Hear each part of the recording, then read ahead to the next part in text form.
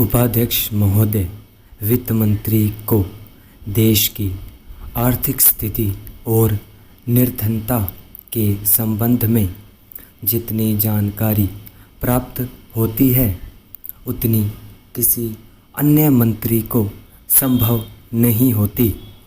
Budget बनाते समय वैसे तो बजट में आय व्यय का ब्यौरा होता ही है, लेकिन मूल रूप में देश की आर्थिक नीतियों में किस प्रकार का परिवर्तन हो तथा किस मार्ग पर वह देश को चलाना चाहते हैं, सरकार का लक्ष्य क्या है, इन सब नीतियों का बजट में विवरण होता है। हमारे वित्त मंत्री चाहे किस पद पर भी रहे हों, चाहे वे मुख्यमंत्री रहे हों या केंद्रीय सरकार में रहे हों, उन्होंने शानदार काम किया। जिस समय उन्होंने बजट प्रस्तुत किया उस समय देश को और विशेष रूप से गरीबों को उनसे बहुत सी आशाएं थी।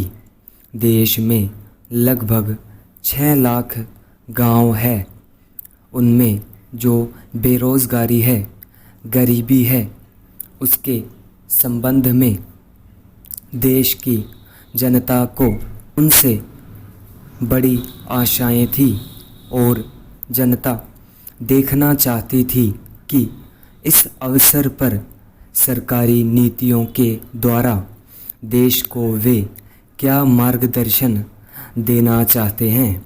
Paragraph change. इस दृष्टि से 3 महत्वपूर्ण बातें इस समय देश के सामने थी। देश का आर्थिक विकास तेजी से हो, अधिक लोगों को काम मिल सके और मूल्यों में स्थिरता आए। जहाँ तक इन 3 उद्देश्यों का संबंध है, हमने देखा कि उस ओर कुछ प्रयत्न हुए।